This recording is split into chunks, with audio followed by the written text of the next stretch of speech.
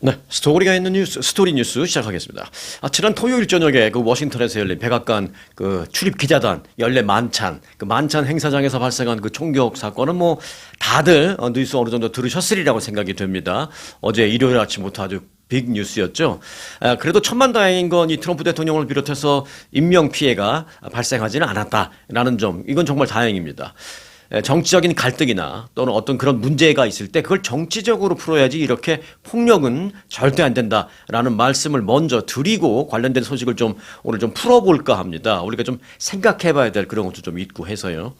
그런데 사건 이후에 밝혀진 내용 중에 몇 가지 그 좀 충격적인 사실이 있는데요. 저는 개인적으로 좀 더 충격적인 그런 사실도 있습니다. 이게 왜냐면 이 바로 동네 사람이었어요. 이 범인이. 그가 가족들에게 그 성명서 형식의 어떤 그 편지를 미리 보내놨고 또 그게 이제 밝혀졌는데 내용이 좀 충격적이고요. 그리고 이제 그가 LA 한인 사회와 밀접한 연관이 있는 우리 이웃이었다라는 게 밝혀져서 저는 또 개인적으로 좀 더 충격이었습니다. 아주 가까운 곳에 있었던 그런 사람이고 이 사람 그 직업란에 보면 이 어디서 일을 했는지 그 직업에 보면 C2 Education 강사라고 되어 있는데 그 C2 Education이요. 이 한인 학원이에요, 학원. 한인 학생들 다 다니고 그 주인도 한국 사람입니다. 네, 여하튼. 자, 그래서 하나씩 좀 풀어드리도록 하겠습니다. 총격범 콜 토마스 앨런이 범행 동기를 밝히는 그 편지를 가족들에게 보냈거든요. 앨런은 일종의 그 성명서 형식의 편지에서 내가 왜 이런 일을 하는지 뭐 예를 들어 그걸 좀 밝히는 그런 일종의 성명서 형식의 그 가족들에게 보낸 편지에서 트럼프 대통령이라고 이제 명시적으로 뭐 이름을 그렇게 기재하진 않았습니다만은 그를 뭐 범죄자다 이렇게 묘사를 하면서 트럼프 대통령과 그 행정부 고위 관료들을 타겟으로 할 것이다라는 점은 분명하게 했습니다. 앨런은 성명에서 자신이 기독교인임을 내세워서 자신의 범행이 기독교적인 가치에 절대 반하는 게 아니다. 이렇게 했습니다. 그러니까 본인도 알았던 거죠. 본인이 이제 어떤 정치적인 불만이나 이런 것을 폭력적으로 해결하는 그 부분과 관련해서 반기독교적이다라는 비판이 그럴 수도 있다라는 것을 본인도 알고 있었다라는 것이죠. 그래서 내가 이런 행동하는 것은 반기독교적인 것이 아니다. 뭐 이걸 이제 전제를 했습니다. 본인이 스스로. 그는 자신의 범행에 대해서 그 성경책에 나오는 구절과 좀 예를 들어서 했는데 성경에 보면 그게 있어요. 저도 뭐 아주 옛날에 어렸을 때 교회에서 보면 그 설교를 여러 번 들었던 기억이 있는데 이게 예수님이 한 말이라는 거죠. 누가 너의 오른뺨을 때리면 너는 그 너의 왼뺨까지 내어주라. 뭐 이런 말이 있잖아요. 그래서 그 말에 대해서 그런데 이제 반론을 제기했습니다. 뭐 반론을 제기하면서도 나는 그러나 반기독교적은 아니다. 뭐 이런 거죠.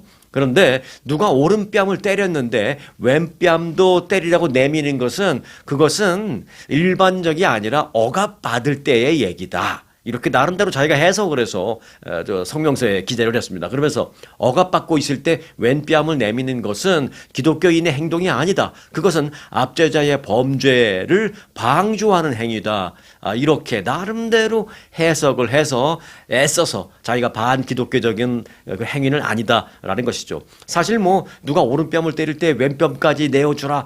이거를 그냥 곧대로 바로 직역해서 해석하면 아니 오른뺨을 때릴 때 그걸 내가 더 이상 안 맞기 위해서 뭐 상대를 공격하진 않더라도 더 이상 안 맞기 위해서 뭐 피하는 것까진 모를까? 아니 오른뺨을 때리는데 왼뺨까지 내미는 이게 무슨 기독교적이야라는 사실은 뭐 그렇게 여러 가지를 해석할 수 있죠. 이제 논란이 있는데 이걸 이제 곧대로 해석하기보다는 이제 어떤 그 숨겨져 있는 의미를 얘기하는데 이 사람은 그걸 억압받을 때의 얘기고 실제로 그런다 하는 것은 그 억압자에 대한 그 범죄에 대한 방조 행위다. 뭐 이렇게 나름대로 해석을 했습니다. 자신의 행동이 기독교적인 가치에 부합한다라고 이렇게 주장을 한 건데 이런 그 총격범의 주장과는 달리 트럼프 대통령은 이 사건 직후 이 앨런의 범행 동기와 관련해서 반기독교적인 행위다. 뭐 이렇게 평가를 했습니다. 자, 여기서 한번 우리가 한번 좀 생각해 봐야 되겠습니다. 기독교적이라는 것은 뭐고 반기독교적이라는 것은 도대체 뭘 말하는지 뭐 기독교인과 비기독교인이 늘 얘기하는 건지 뭐 여러 가지 이제 생각해 볼 필요가 있는데 우리가 좀 고민을 해볼 필요가 이 시점에서는 좀 됐다라고 생각합니다. 자, 이번 총격 사건으로 재조명되는 기독교적인 것과 반기독교적인 거의 그 차이점 물 좀 알아보겠습니다. 이건 어떤 정치적인 해석이나 무슨 종교적인 해석이나 그게 아니라 그들이 말하는 것들을 제가 좀 갖고 와서 이제 여러분들에게 좀 말씀드리는 건데, 자, 일단 여러분은 기독교인이십니까? 아니십니까? 그런데 그건 뭐 전혀 상관없을 거라고 생각합니다. 이제부터 저희가 얘기하려는 것은 사실 뭐 기독교인이냐 아니냐 하는 어떤 그런 종교적인 문제가 아니라 사실 정치적인 문제 그리고 사회적인 문제를 말하려고 하는 것이니까 뭐 종교적인 뭐 기독교인이 아니냐는 거 신경 안 쓰셔도 됩니다. 자, 트럼프 대통령은 이번 총격 사건과 관련해서 총격범이 반기독교적인 문제를 갖고 있다라고 이제 말했죠. 네. 그러면 최근 정치권에서 자주 언급되는 특히 이번에 이제 트럼프 대통령이 들어선 이후에 다른 때보다도 훨씬 더 자주 언급되는 것이 뭐 반기독교적이다 뭐 이런 얘기거든요. 그래서 이제 자주 언급되는 그 반기독교적이다라는 것은 도대체 뭘 말하는 거고 또 그렇다면 또 기독교적이라는 것은 또 도대체 뭘 말하는 것인지 그걸 좀 알 필요가 있습니다. 자, 미국 정치권에서 기독교적인 가치라는 것과 반기독교적인 행위라는 그 논쟁은 단순히 이제 종교의 문제를 넘어서서 어떤 미국이라는 국가의 정체성과 그리고 어떤 정책의 방향성 같은 것을 결정짓는 최근 들어서 이 핵심적인 어떤 그런 쟁점, 논란의 쟁점이 지금 되고 있습니다. 자, 우선 그 정치적인 맥락에서의 기독교적인 가치를 뭘 말하는 건지 좀 보겠습니다. 미국의 그 보수 진영, 특히 공화당 그리고 이제 전통 복음주의 세력들을 중심으로 강조되는 가치가 바로 최근 들어서 자주 언급되는 기독교적인 가치라는 표현인데요. 이는 그 성경적인 원칙이 사회의 법과 기초가 되어야 한다라는 그런 믿음을 일단 강조하는 겁니다. 또한 때로는 사회적 보수주의, 어떤 그 보수주의적인 사상 이런 거를 뭐 기독교적이다라고 표현하고 있기도 합니다. 그러니까 일단 보수주의 그들이 말하는 기독교적인 그 말을 뜻하는 겁니다. 자, 예를 들어서 뭐 낙태에 대한 반대 이것도 이제 기독교적이다라고 보는 것이죠.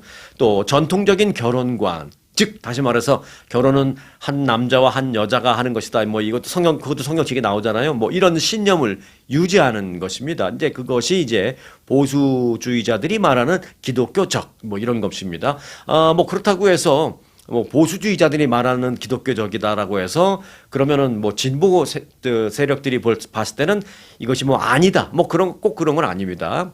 자, 그리고 이제 또 하나 이제 성별 정체성 요것도 이제 민감한데요. 여기서도 이제 보수적인 성향을 그래도 대부분 기독교적인 그 가치라고 얘기하고 있죠. 또 이스라엘에 대한 지지를 하느냐 안 하느냐 요것도 이제 기독교적이냐 아니냐를 그 가름짓는 어떤 잣대로 많이 사용하고 있기도 합니다. 성경적인 근거에 기반해서 이스라엘 국가를 강력하게 지지하는 그런 외교 정책을 기독교적이라고 보수 쪽에서는 그렇게 이제 칭하고 있습니다.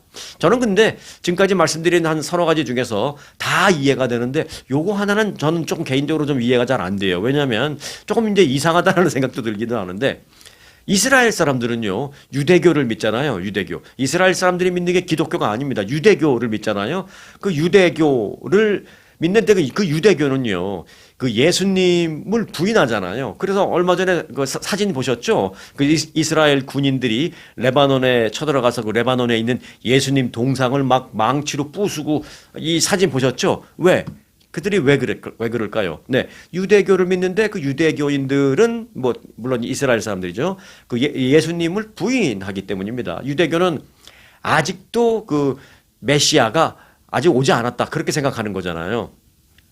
기독교인은 일단 그 예수님을 메시아라고 생각하잖아요. 그런데 이제 유대교는 아직도 그 메시아는 오지 않았다라고 이제 그 예수님을 부인하잖아요. 그래서 뭐 부셔버리기도 하고. 그리고 예수님을 그렇게 강하게 부인하고 있는데 하나님, 예수님, 성령님 이 세 가지가 다 똑같다라고 해서 이제 삼위일체를 믿고 있는 그 기독교와는 다릅니다. 그런데 그 이스라엘 지지를 기독교적으로 본다.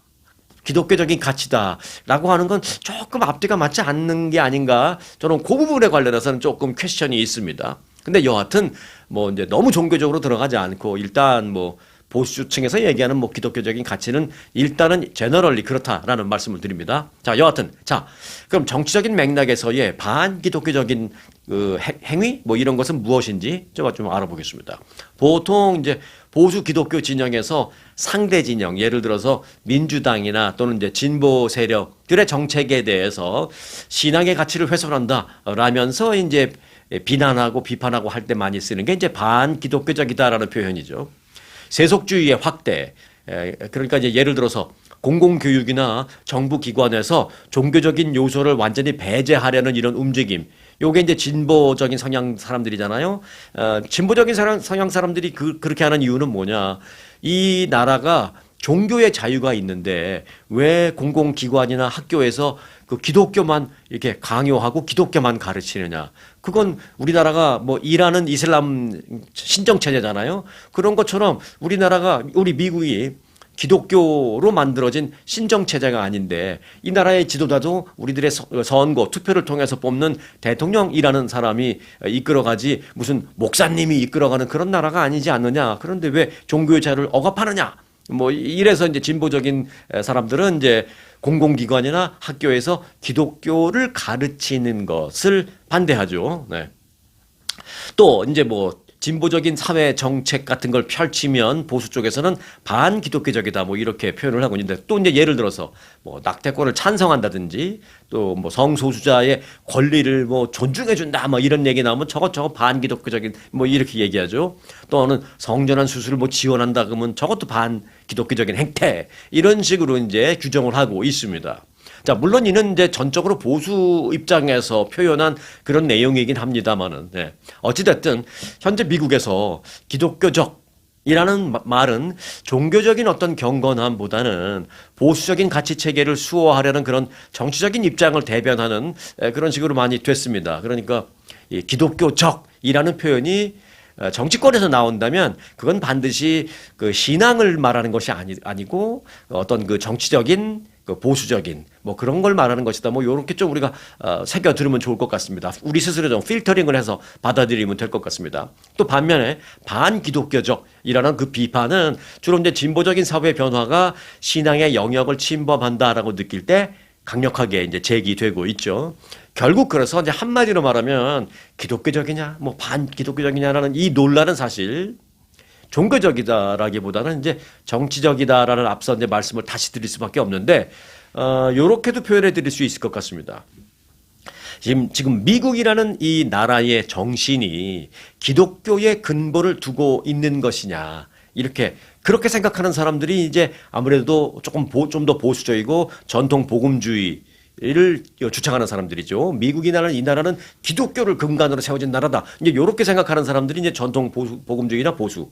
그런데 또 무슨 소리냐? 우리 이 아메리카는 민주주의에 기반을 둔 나라다. 요렇게 생각하는 사람들이 조금 진보적인 사람들 그리고 개신교 쪽 복음주의보다는 조금 개신교 쪽 사람들 뭐 요렇게 볼 수 있겠습니다. 여러분들은 어떻게 보시나요? 또 요렇게 제가 표현을 해드리니까 살짝 좀 혼란스럽기도 하죠. 이 아메리카라는 이 나라가 기독교 정신을 근간으로 이루어져 있는 그런 나라인가요? 아니면 민주주의를 근간으로 하는 그런 나라인가요? 네. 요 표현이 둘 다 맞는 것 같으면서도 둘 다 살짝 좀 많이 틀리죠. 뭐 어찌 보면 좀 많이 틀리죠. 네. 여러분의 생각도 굉장히 궁금한데요. 기독교적인 정신 그런 바탕으로 세워진 나라가 미국이다라고 생각하시는 분들이시면 또 댓글로 여러분들 본인의 생각도 좀 올려주시면 고맙겠고요. 무슨 소리야. 우리는 민주주의를 근간으로 세워진 나라지 라고 생각하신다면 또 여러분들의 생각 댓글로 좀 남겨주시기 바라겠습니다. 여하튼 그 앞서 말씀드린 요 두 가지의 가치를 놓고 지금 우리는 거대한 그 가치관의 충돌을 하고 있는 그런 상황이다라는 말씀을 드릴 수가 있겠습니다. 그래서 우리는 지금 이 거대한 두 가치관의 충돌 한가운데에 있는 그런 상황입니다. 엊그제 그 만찬장에서의 그 총격 사건도 사실은 그 가치관의 충돌에서 발생한 사건이다라고 말씀드릴 수가 있겠습니다. 여러분들의 좀 고귀한 귀한 생각도 댓글로 좀 제가 궁금하네요. 보내주시기 바라겠습니다. 자, 그런데 제가 또 이제 개인적으로도 더 충격이다라는 말씀드렸죠. 이제 두 번째 좀 충격적인 내용인데요. 그 총격범은 우리의 이웃이었습니다. 뭐 제 개인적으로 본다면 정말 가까운 곳에 있었던 사람입니다. 네. 트럼프 대통령이 참석한 그 행사장에서 총격을 가한 혐의로 체포된 용의자는 명문 캘리포니아 공과대학. 여기 진짜 좋은 대학이에요. MIT 공대가 뭐 세계 최고의 공대라고 합니다만은 최근 들어서는 이 캘리포니아 공과대학, 소위 칼텍이라고 하거든요. 소위 칼텍이 MIT 못지않다. 그리고 특정 분과에서는 오히려 MIT보다 더 세다. 뭐 이런 얘기가 나올 정도로 명문 공과대학입니다. 그 칼텍을 졸업한 재원입니다. 그리고 관련된 그 기술 강사 또는 뭐 게임 개발자 등등으로 활동해온 많이 배우고 공부도 많이 하고 상당히 명석한 그런 사람으로 알려져 있습니다. 특히 용의자는 그런데 이제 이 부분이 좀 저는 충격적이었어요. 한인들이 많이 거주하는 토렌스에 사는 사람입니다. 네. 저도 토렌스 인근 렌초 팔로스 버디스라는 데서 한 18년 정도 살았는데요. 정말 이웃입니다. 뭐 토렌스하고 붙어 있는 도시가 렌초 팔로스 버디스인데 저는 뭐 그렇게 살았고 토렌스에 제가 또 그 학원 그 당시 이름이 뭐였더라? 재능교육이라는 학원도 한 10년 운영한 적이 있었거든요. 토렌스에서. 근데 제가 운영하던 그 학원 바로 길 건너편에 C2 Education이라는 학원이 있었어요. 그것도 한국 사람이 만든 학원이거든요. 이 사람이 거기 거기 교사였습니다. 교사? 강사? 여하튼 학원 강사였습니다. 불과 작년까지만 해도. 그러니까 좀 이게 남 얘기 같지가 않더라고요. 그 링크드인 같은 그런데 SNS에 올라온 정보를 보면 그 앨런이라는 이 범인은 미국에서 학문적으로 엄격한 학교로 꼽히는 그 칼텍에서 기계공학을 전공해서 2017년에 졸업했습니다. 그리고 학부 4학년 때 자기가 그 뭐라도 발명했어요. 뭐냐면 휠체어용 비상제동 장치 뭐 이런 거 그걸 개발해서 그 공로로 지역 언론에 크게 소개되기도 했었습니다. 뭐 그걸 통해서 돈을 벌었는지는 모르겠는데 그런 쪽은 관심이 없었는지. 네. 그리고 이제 칼텍이라는 그 명문 대학에서 기독교 동아리 회원이었습니다. 그러니까 기독교 교인은 확실히 맞아요. 그러는데 그 안에서 어떤 가치관이 좀 그 복음주의 세력이나 뭐 트럼프 대통령 등 그 보수 하시는 분들의 입장에서 봤을 때는 반기독교적인 인물이다라고 평가를 할지 모르지만 본인은 일단 기독교인인 것만은 확실합니다. 기독교 동아리 회원으로 활동도 열심히 했을 정도로. 그리고 스펀지 탄환을 쏘는, 그러니까 탄환 장난감 총인데 스펀지 탄환으로 쏘는 거예요. 그런 장난감 총 너프를 이용해서 게임을 하는 그런 동아리에서도 활동을 했습니다. 약간 좀 어린아이 같기도 합니다만 그런 동아리도 있었습니다. 그런 지난해에는 역시 한인들에게 친숙한 이 칼슨 지역에 있는 토렌스 옆에가 칼슨이거든요. 그 칼슨 지역에 위치한 캘 스테이트 도밍게즈 힐스라는 캘리포니아 주립대학 도밍게즈 힐스 캠퍼스 거기에서 컴퓨터 공학으로 석사 학위를 또 부수적으로 취득하기도 했습니다. 그런데 이제 더 개인적으로도 이제 충격적인 것은 앞서 말씀드렸다시피 한인 대학 입시 교육 업체 학원이죠. 한인 소유 C2 Education이라는 한인 학원에서 수년간 강사로 근무했고요. 약 1년 반 전인 2024년 12월에는 이달의 교사로 선정이 돼서 상을 받기도 하는 그런 모습. 그 C2 Education 그 링크드인 거기 안에 들어가면 상 받는 사진도 나오고 합니다. 그러니까 제 바로 길 건너편에 있었던 사람인 거죠. 그러니까 네. C2 Education은 그 명문대 출신 한인들이 설립한 대입 전문, 입시 전문 학원 체인입니다.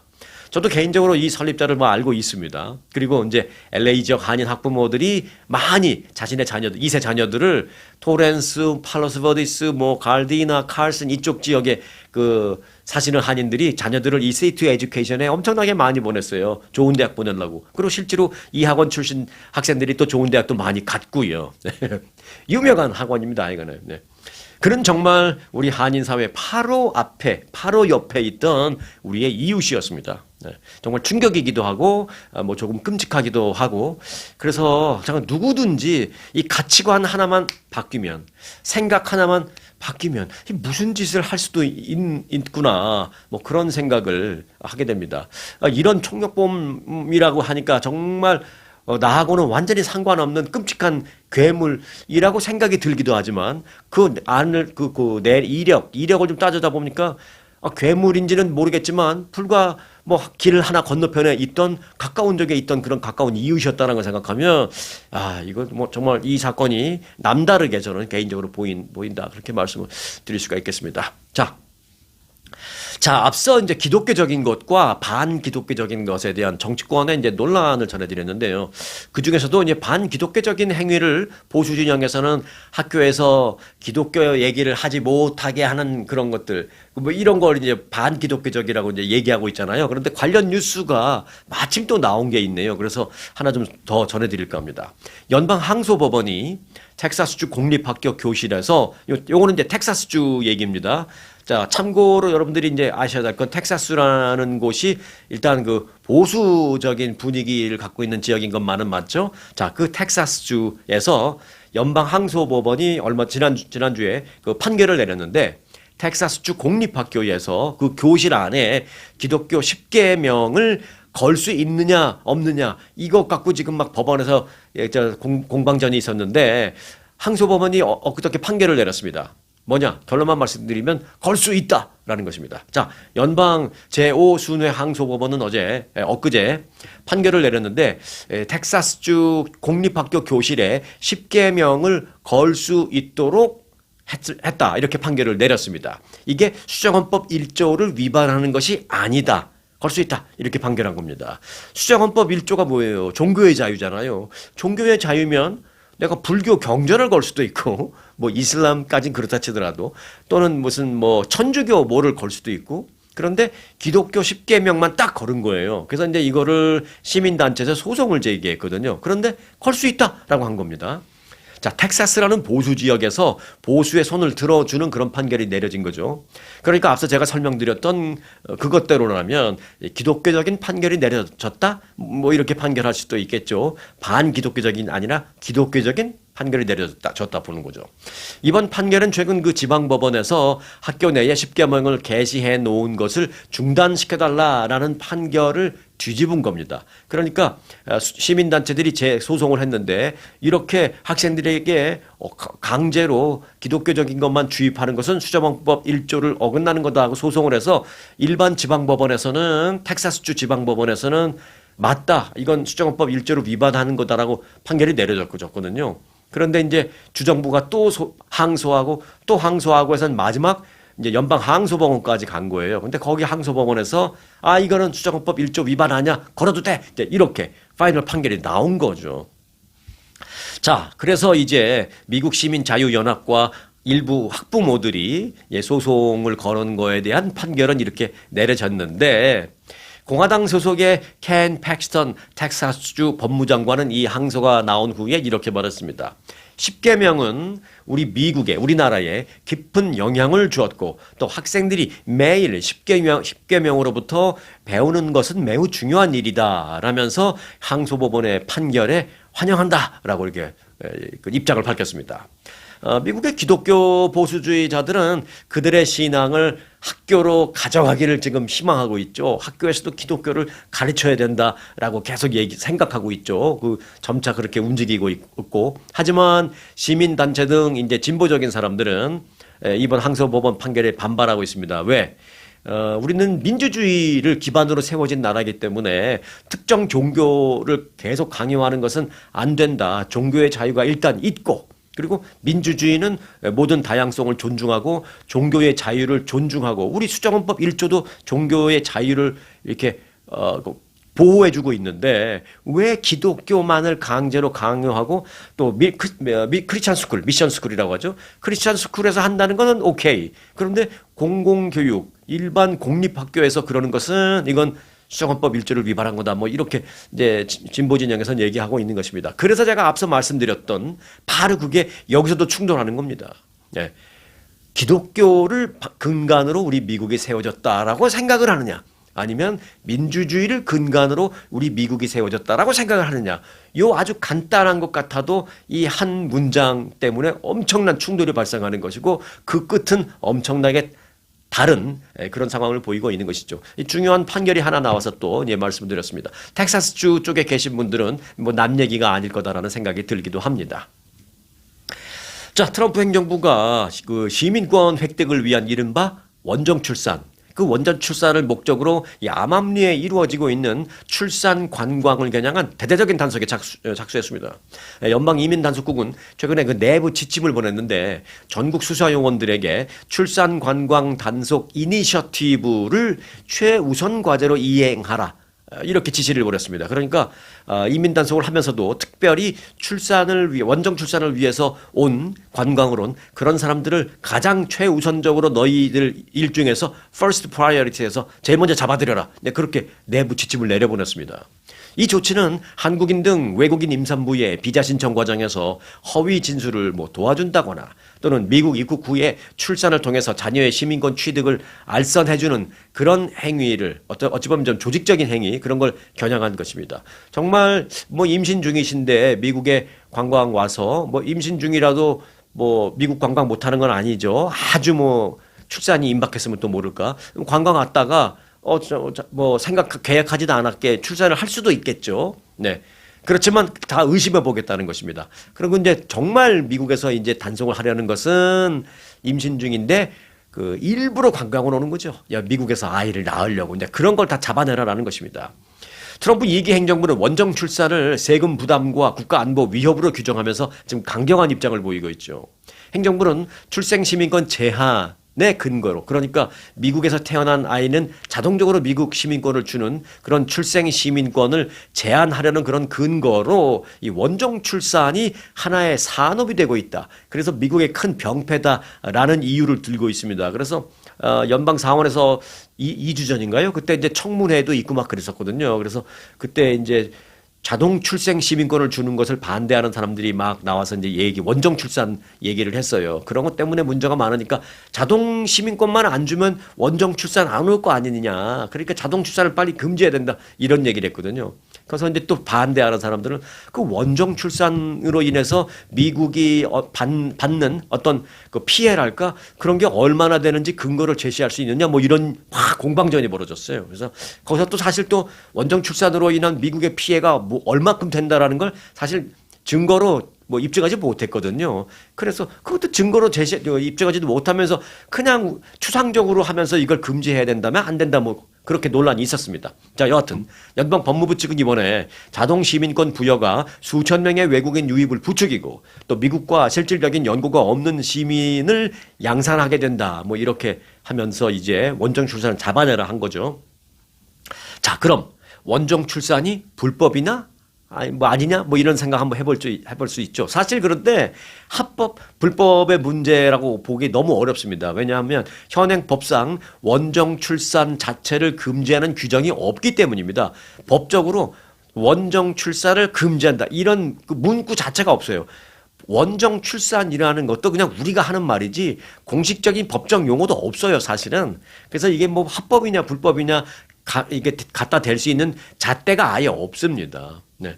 하지만 이제 지난 2020년에 도입된 그 연방 규정에 따라서 관광 비자나 상용 비자를 이용해서 출산을 주된 목적으로 입국하는 것은 금지되어 있습니다. 네, 이런 문구는 있습니다. 그런데 거기 원정 출산이라는 말은 없고 관광 비자나 상용 비자를 이용해서 출산을 주된 목적으로 들어오는 것은 금지다 이렇게 되어 있는데 문제는 이 사람이 출산을 목적으로 왔는지 진짜 관광을 목적으로 왔다가 아이를 낳게 된 것인지를 구별할 수 있는 잣대가 없다라는 것이죠. 정말 본인밖에는 모르지 이걸 어떻게 입증하겠어요. 일단 그럼 입국 시에 이 사람을 입국을 안 시켰으면 모를까. 공항에서 이민국 요원들이 다 오케이 도장 꽝 찍어서 받아들였거든요. 그리고 나서 이 사람이 출산을 목적으로 왔다라고 해봐야 그럼 입국 심사 그 요원이 판단을 잘못했다는 걸 인정하는 것밖에 안 되거든요. 그러니까 아주 애매한 겁니다. 법적인 문구 하나는 있다 하더라도. 그래서 이제 그 문구는 이를 위반할 경우에 비자, 사기 등 형사처벌 대상이 될 수 있다라고는 되어 있습니다. 그런데 이제 앞서 말씀드린 대로 출산을 목적으로 했다라는 걸 입증할 방법이 없다라는 게 문제죠. 그래서 지금까지 이제 원정 출산이 논란만 맨날 많았지 법으로 딱히 어떻게 하지는 못하고 있는 겁니다.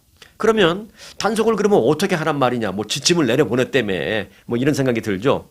그런데 실제 단속 사례가 또 없는 건 아닙니다. 그런데 이제 결론부터 말씀드리면 개인적인 거는 사실은 단속을 하거나 처벌하기가 어렵습니다. 왜? 입증을 하기가 어려우니까. 그래서 이제 거의 대부분의 단속 사례는 어떤 조직에 대한 단속입니다. 자, 지난 2019년 남가주에서는 그 얼바인을 중심으로 해서 여기 뭐 한국 분들 엄청 많이 사시고 특히 돈 많은 중국 사람들 많고 최근에 그 LA보다는 뭐 오렌지 카운티가 뭐 살기 좋다라고 뜨고 있고 타주에 사시는 분들도 오렌지 카운티를 다 아세요. 그리고 또 어바인이라는 것이 좋다는 것도 어바인이라는 동네도 다 아십니다. 타주에서. 그래서 이제 어바인을 중심으로 중국인 부유층을 대상으로 한 출산 숙소를 운영하던 일당이 대거 기소된 바 있습니다. 잡혀서 재판에 회부됐어요. 그걸 기소라고 하잖아요. 네. 핵심 인물인 둥이안 리라는 사람은 유죄를 인정하고 징역형을 선고받았습니다. 대신에 좀 징역형을 좀 조금만 감형해주는 걸 조건으로 유죄를 인정했습니다. 이는 미국에서 첫 번째 원정 출산 관련 그 단속 사례로 기록이 됐는데 그래서 그 다음에도 가끔 이런 단속이 있기는 합니다만 말씀드렸다시피 이런 그 조직을 상대로 한 단속입니다. 그래서 그 조직의 조직책 그런 뭐 숙소를 운영한 업주 이런 사람을 단속하지 여기서 출산을 한 사람을 단속할 수는 없는 그런 상황이 지금이 현재의 상황입니다. 그런데 이제 여기서 알다시피 이제 그 자료를 한번 비교를 해볼 필요가 있습니다. 그러면은 원정 출산의 병폐 피해 뭐 이런 것을 법무부에서 얘기하고 그러는데 그럼 그게 정말 1년에 얼마나 되지라는 거 한번 살펴볼 필요가 있는데요. 원정 출산으로 미국에서 태어나는 아이는 1년에 약 한 2만 5천 명 수준으로 지금 파악되고 있다라고 합니다. 2만 5천 명이라고 제가 말씀드리니까 생각보다 많다라고 느끼실 분도 계실 거고 생각보다 그렇게 많지는 않네라고 생각하실 수 있는데 네, 요걸 한번 좀 비교를 해볼 필요가 있습니다. 미국에서 1년에 태어나는 신생아가 몇 명이나 되느냐? 무려 360만 명입니다. 1년에 360만 명의 신생아가 태어나는데 그중에서 2만 5천 명 정도가 그것도 이제 정부가 조금 오버해서 판단한 숫자입니다. 요게. 정부가 판단한 게 2만 5천 명. 그러니까 360만 명 중에 2만 5천 명이다라고 따진다면 뭐 원전 출산의 비중이 그야말로 뭐 좀 극히 일부에 불과하다라고 밖에는 표현이 안 됩니다. 무슨 미국 사회에 전반적으로 피해를 입힐 만한 그런 숫자는 아니잖아요, 이게. 그렇기 때문에 이번 원정 출산 단속이라는 조치는 사실은 이제 원정 출산을 막겠다라는 게 궁극적인 목표가 아닙니다. 궁극적인 목표는 뭐냐? 일종의 빌드업 하는 거예요, 빌드업. 원정 출산이라는 얘기를 자꾸 해서 미국 사회에 그런 것에 대한 어떤 그 나쁜 이미지를 좀 프레임을 씌우고 그 프레임 씌운 것을 빌드업으로 해서 궁극적으로 출생아에 대한 자동시민권 주는 거를 막겠다. 그게 이제 마지막 궁극적인 목표입니다, 이게. 그래서 원정 출산에 대한 단속은 그 글로 가는 중간 과정, 빌드업 하는 과정입니다. 결국 근본적으로는 이제 미국에서 태어나는 아이라 하더라도 부모가 미국 시민권자가 둘 다라면 주는데 그렇지 않다면 자동 시민권을 주지 않으려는 정책의 어떤 예고편으로 보시면 되겠습니다. 트럼프 대통령이 늘상 주장하는 출생 시민권 반대 조치의 일종의 한 과정인 셈입니다. 그럼 미국에서 태어나면 자동으로 미국 시민권자가 되는 이 출생 시민권 정책은 그럼 위법이냐? 뭐 요것도 한번 생각해 볼 필요가 있죠. 그런데 이 또한 위법은 아닙니다. 현행법으로는. 위법이 아닌 정도가 아니라 건드리기조차 힘든 합법으로 보호되어 있는 법입니다. 수정헌법 제14조에 규정돼서 100년 넘게 지금까지 이어져 온 권리, 그 합법이기 때문입니다. 하지만 트럼프 대통령은 취임 첫날부터 부모 모두가 합법 체류자가 아닌 아이의 출생 시민권 부여를 중단하라라는 내용의 행정명령을 발표해서 사인한 적이 있죠. 그러면 이게 실행되는 건가? 물론 대통령의 행정명령이 발표됐다 하더라도 사실은 헌법을 고치지는 못했기 때문에 시행은 되지 않고 있습니다, 지금.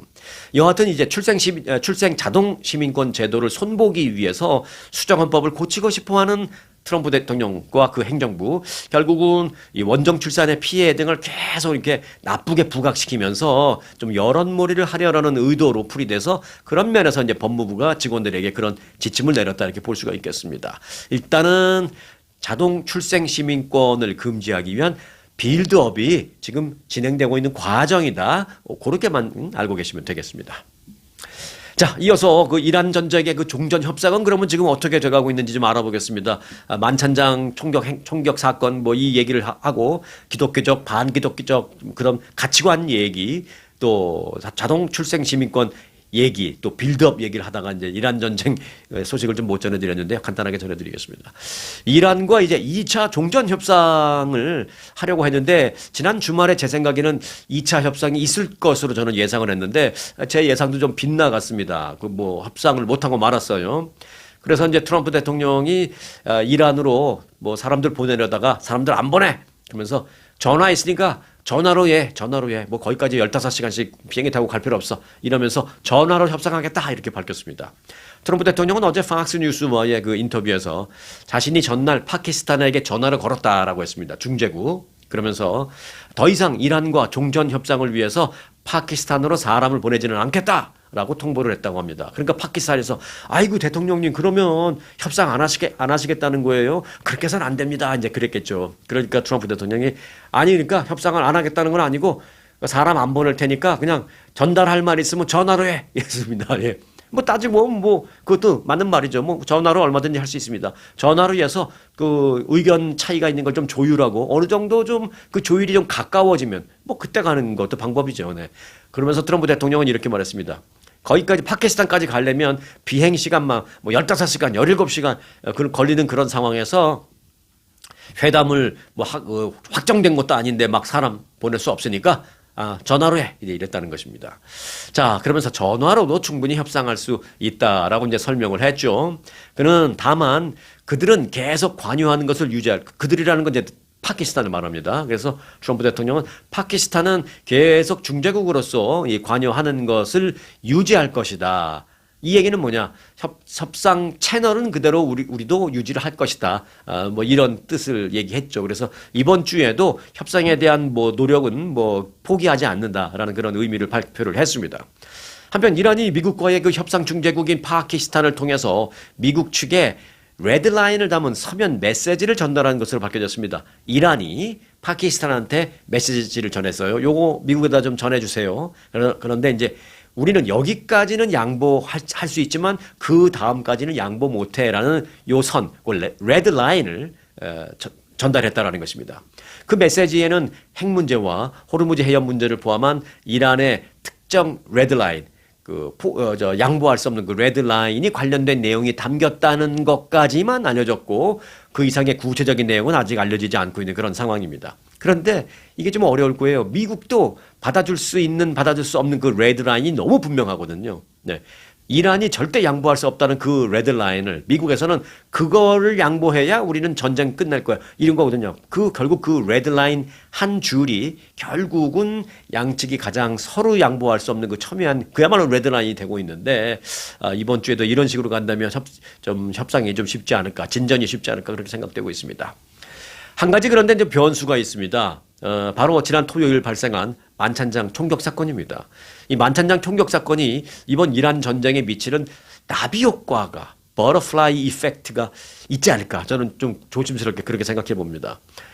지난 토요일 트럼프 대통령이 참석한 그 만찬장에서 발생한 총격 사건과 관련해서 트럼프 대통령은 범행 동기가 이란과의 그 전쟁과는 상관이 없는 것 같다. 나는 그렇게 판단한다라고 얘기했죠. 네. 뭐, 맞을 수도 있고, 일정 부분 뭐 약간 틀릴 수도 있고, 전혀 상관없기보다는 어느 정도 뭐 극히 일정 부분 뭐 상관이 있을 것 같기도 하고 뭐 그렇습니다만, 일단 트럼프 대통령은 선을 그었습니다. 하지만 최소한 일시적으로나마 그 미국의 여론이 또는 관심이 좀 결집되는 효과는 있을 것 같다. 왜냐하면 최근 그 이란 전쟁과 관련해서 미국 내의 여론이 많이 돌아섰잖아요. 이게 누구를 위한 전쟁이냐, 언제까지 할 거냐, 뭐 이 전쟁에 대한 여론이 많이 돌아섰어. 뭐 잊혀져 가고 있다, 뭐 그런 얘기도 하고 또 어디서는 인기 없는 전쟁이 돼버렸다 이런 평가도 하고 있는데 그렇게 인기 없는 전쟁이 돼버린 대이란 전쟁에서 그 현직 대통령의 신변 위협과 직결된 이런 사건이 발생했다라는 것 때문에 여론이 결집될 가능성이 있다. 저는 이렇게 봅니다. 그러면서 최근에 그 이란 전쟁 문제로 인해 다소간의 균열을 보이고 있던 그 마가 지지층에서 지지율이 다시 결집되는 그런 나비 효과를 보여줄지 않을까 저는 그렇게 판단하고 있습니다. 항상 보면 뭐 어쩜 국가적인 위기가 있으면 뭐 뭉치는 건 뭐 당연한 일이죠. 특히 이제 마가가 이번 전쟁과 관련해서 조금 이제 이탈 조짐, 약간의 균열 조짐 이런 걸 보인 것도 사실입니다. 아주 극보수 논객들 막 이런 사람들도 그 칼럼에서 뭐 이번 전쟁에 대해서 많이 비판하고 막 그랬잖아요. 그런데 트럼프 대통령 위해 사건이 발생한 이 상황에서도 계속 비판할 수 없거든요. 그러니까 살짝 그 결집되는 현상이 있을 것 같다. 나비 효과가 있을 것 같다. 이렇게 생각됩니다. 그래서 일단 이번 주는요. 이번 만찬장 총격 사건이 이란 전쟁 종전 협상과 특히 미국 내 여론 결집이 좀 어떤 형태로든 나타날 수 있는 그런 한 주가 되지 않을까. 그걸 좀 지켜보는 흥미로운 한 주가 되지 않을까 이렇게 생각이 됩니다. 자, 관련 소식은 나오는 대로 제가 꼬박꼬박 챙겨서 전해드리도록 하겠습니다. 자, 오늘도 건강한 그리고 평안한 하루 되시기 바라면서요. 끝까지 함께해 주신 여러분들에겐 더욱 특별한 감사를 드립니다. 네, 오늘 영상 마치겠습니다. 아주 특별한 아주 즐거운 아주 기분이 좋은 아주 편안한 아주 행복한 아주 추억의 남을 같은 코스 같은 일정이라도 추억은 차이가 납니다. 고객 만족도 1등 아주 투어. 내 인생 최고의 순간일 땐 여행 아주 좋은 아주 투어 아주 좋은 213-388-4000